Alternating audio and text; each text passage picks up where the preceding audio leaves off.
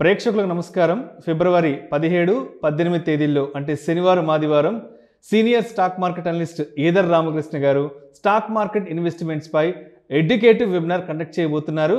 ఆసక్తి ఉన్నవారు ఈ కింద స్క్రోల్ అవుతున్న నెంబర్ కాల్ చేసి వెంటనే మీ రిజిస్ట్రేషన్స్ను పూర్తి చేసుకోగలరు. నమస్తే అండి. సుమన్ టీవీ ప్రేక్షకులకి ఈరోజు ఎపిసోడ్కి స్వాగతం. ఈరోజు ఫిబ్రవరి 14, 2024 బుధవారం. సో ఈరోజు మనకి బ్యాంక్ నిఫ్టీ సెటిల్మెంట్ ఉంది. అట్లాగే చాలా హై వాలటైల్ డేగా నమోదైంది. ముకుందా జ్యువెలర్స్ తెలంగాణలో మొట్టమొదటి ఫ్యాక్టరీ అవుట్లెట్ మన కొత్తపేటలో ఫిబ్రవరి 14న గొప్ప శుభారంభం. సో నిఫ్టీ, బ్యాంక్ నిఫ్టీ, అలాగే సెన్సెక్స్ ఇవన్నీ కూడా ఈరోజు ఉదయం ఒక కనిష్ట స్థాయిల దగ్గర ట్రేడింగ్ ప్రారంభమయ్యి మళ్ళీ నిన్నటి కంటే హై ప్రైసెస్ దగ్గర క్లోజ్ అవడం మనం చూసాం. ఈ వాలటిలిటీ అనేది గత కొద్ది రోజుల నుంచి మనం చూస్తూ ఉన్నాం. మొత్తము 2024 జాన్ 1 నుంచి మనం చూస్తే దాదాపుగా ప్రతిరోజు హై వాలటైల్ డేగానే నమోదవటం మనం గమనిస్తున్నాం. మనం ఈరోజు టాపిక్ కనుక చూసినట్లయితే ఫ్యూచర్స్ అండ్ ఆప్షన్స్లో బ్యాన్ స్టాక్స్ గురించి మనం మాట్లాడదాం.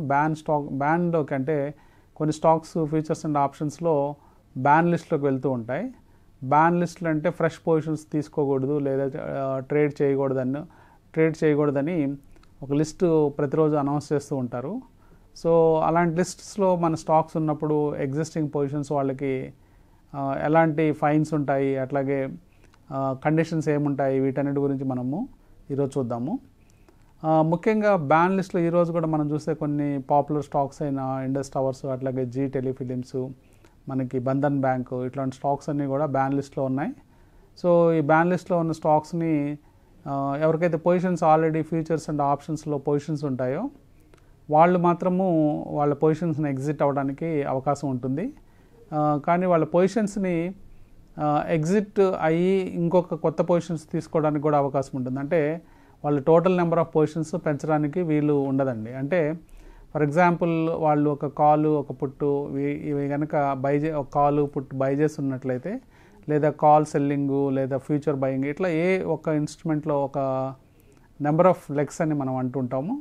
ఏదైనా ఉన్నప్పుడు ఈ బ్యాన్లో ఉన్న ఏదైనా ఒక లెగ్ తీసేసినప్పుడు ఇంకొక లెగ్ యాడ్ చేసుకోవచ్చు మనం. సో ఓవరాల్గా చూసినప్పుడు టోటల్ కౌంట్ అనేది పెరగకూడదు.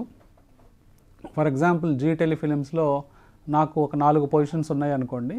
So total number end of the డేకి మళ్ళీ 4 పొజిషన్స్గానే ఉండాలి, అంతకంటే ఒకటి కూడా పెరగకూడదు.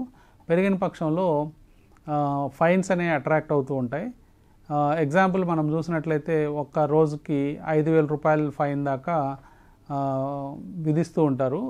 సో మ్యాక్సిమం ఫైన్ వచ్చేటప్పటికి 1 lakh రూపీస్ దాకా ఉంటుంది. సో కొత్తగా ఇంక్రీజ్ చేసినప్పుడు పొజిషన్స్ని ప్రీవియస్ డే కంటే మనకున్న పొజిషన్స్ కంటే ఎక్కువ పొజిషన్స్ని ఇంక్రీజ్ చేసినప్పుడు మనకి దాదాపుగా 5,000 రూపాయల ఫైను పర్ డే పడే అవకాశం ఉంది ఒక్కొక్క పొజిషన్కి. అది మ్యాక్సిమం 1 lakh దాకా ఉంది. సో పెద్ద ప్లేయర్సు వాళ్ళందరూ కూడా ఎక్కువ పొజిషన్స్ చేసేవాళ్ళు, వాళ్ళకి వర్కౌట్ అవుతుంది. ఎందుకంటే 100 లాట్స్ 500 లాట్స్ చేసే వాళ్ళకి మ్యాక్సిమం ఫైన్ 1 lakh కాబట్టి పొజిషన్స్ పెంచుకోవడానికి కుదురుతుంది. కానీ చిన్న ప్లేయర్స్కి అమౌంట్ అనేది పెద్ద అమౌంట్గా మిగులుతుంది. ఎందుకంటే 5,000 అనేది ఆల్మోస్ట్ ఎక్స్పోజర్ వాల్యూలో 1% ఉంటుంది. అంటే ఒక స్టాక్ యొక్క టోటల్ వాల్యూ మనం ఏదైతే పొజిషన్స్ చేస్తుంటామో ఆ వాల్యూలో 5,000 ఉంటుంది. కాబట్టి చిన్న చిన్న ట్రేడర్స్ పొజిషన్స్ పెంచడానికి అవకాశం ఉండదు, ఆ ఫైన్స్ భరించే అవకాశం ఉండదు. అట్లాగే majority of the brokers allow చేయరు కూడా. అంటే పొజిషన్స్ పెంచడానికి కానీ పొజిషన్స్ని చేంజ్ చేసుకోవడానికి కూడా అలౌ చేయరు. యాక్చువల్గా రూల్ ప్రకారం పొజిషన్స్ మనం చేంజ్ చేసుకోవచ్చు అంటే మనకున్న నెంబర్ ఆఫ్ పొజిషన్స్ని కొన్ని కట్ చేసుకొని కొన్ని పెంచుకోవచ్చు. సో ఇక్కడ పొజిషన్స్ పెంచడం తగ్గించడం అంటే ఆప్షన్స్లో ఉన్న పొజిషన్స్ని ఫ్యూచర్స్లోకి మార్చుకోవచ్చు, అట్లాగే ఫ్యూచర్స్లో ఉన్న పొజిషన్స్ని ఆప్షన్స్లోకి మార్చుకోవచ్చు. కానీ ఓవరాల్గా మాత్రం నెంబర్ ఆఫ్ కౌంట్ ఏదైతే ఉంటుందో కౌంట్ పెరగకుండా చూసుకోవాలి. సో ఇవన్నీ అసలు ఎట్లా క్యాలిక్యులేట్ చేస్తారు, ఏ స్టాక్స్ బ్యాన్లోకి వస్తాయని మనం చూస్తే మార్కెట్ వైడ్ పొజిషన్ లిమిట్ అని ఒక టర్మ్ ఉంటుందండి, MWPL. So market wide positions ఎంత ఉన్నాయి అనేది ఎన్ఎస్సి టైం టు టైం అంటే మినిట్ టు మినిట్ క్యాలిక్యులేట్ చేస్తూ ఉంటుంది. So market wide position limit అంటే మార్కెట్లో ఫ్రీ ఫ్లోట్ ఏదైతే ఉంటుందో, అంటే ఫ్రీగా మార్కెట్లో ఫ్లోట్ అయ్యే వాల్యూ ఎంతైతే ఉంటుందో ఒక స్టాక్, ఫర్ ఎగ్జాంపుల్ ఒక స్టాకు 50,000 కోట్ల రూపాయల మార్కెట్ క్యాపిటలైజేషన్ ఉన్నప్పుడు ప్రమోటర్స్ దగ్గర సపోజ్ వాళ్ళ మార్కెట్ క్యాపిటలైజేషన్ ఒక 30,000 crores ప్రమోటర్స్ దగ్గర ఉంటే బ్యాలెన్స్ అంతా కూడా అంటే 40,000 crores అనేది బ్యాలెన్స్ 20,000 crores ఫ్రీ ఫ్లోట్గా మనం చెప్పుకోవచ్చు. అంటే టోటల్ మార్కెట్ క్యాపిటలైజేషన్ 50,000, దాంట్లో 30,000 కోట్లు అనేది ప్రమోటర్స్ దగ్గర ఉన్న మార్కెట్ క్యాపిటలైజేషన్ అనుకుంటే 20,000 crores అనేది ఫ్రీ ఫ్లోట్గా మనం చెప్పుకుంటాం.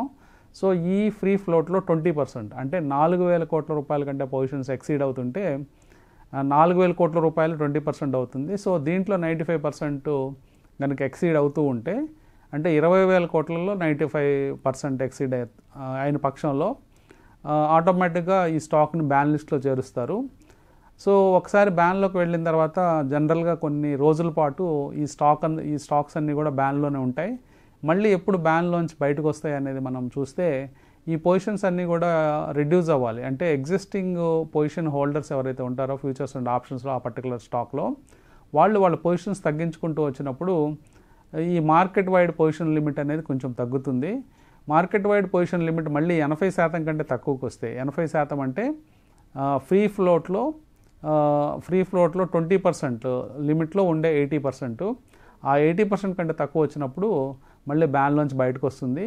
కొన్ని వెబ్సైట్స్ ఉంటాయి, ఆ వెబ్సైట్స్లో మీరు ఏ స్టాక్స్ ప్రాబబుల్ బ్యాన్లోకి వెళ్ళే స్టాక్స్ ఏంటి, అట్లాగే ఏ స్టాక్స్ బ్యాన్లోంచి బయటకు రాబోతున్నాయి, ఈ ఇన్ఫర్మేషన్ కూడా ఇచ్చే వెబ్సైట్స్ మనకున్నాయి. సో ఇంటర్నెట్లో ఈజీగా అవైలబుల్ అవుతున్నాయి. కాబట్టి ఎవరైనా స్టాక్స్ చేసేటప్పుడు బ్యాన్లో ఉండే స్టాక్స్ కొంచెం అప్రమత్తంగా ఉండాలి. ఈ హై వాలటైల్ టైమ్స్లో ఏమవుతుందంటే మనం రాంగ్ సైడ్ ఉన్న పక్షంలో ఈ స్టాక్స్ ఒకే డైరెక్షన్లో ఎక్కువసేపు ట్రావెల్ అయ్యే ఛాన్స్ ఉంటుంది. అంటే సీరియస్గా పడిపోవటమో లేకపోతే వన్ సైడెడ్లో పెరిగిపోవటమో జరుగుతూ ఉంటుంది. కాబట్టి ఇన్వెస్టర్స్ అప్రమత్తంగా ఉండి ఈ బ్యాన్ స్టాక్స్ కొంచెం దూరంగా ఉండటం బెటర్. అట్లీస్ట్ రైట్ డైరెక్షన్లో ఉంటే పర్వాలేదు, కానీ రాంగ్ డైరెక్షన్లో ఉన్న పక్షంలో వీలైనంత వరకు వాళ్ళ ఎక్స్పోజర్స్ని కట్ చేసుకొని సేఫ్గా ట్రేడ్ చేసుకోవాలని చెప్తానండి. Thank you.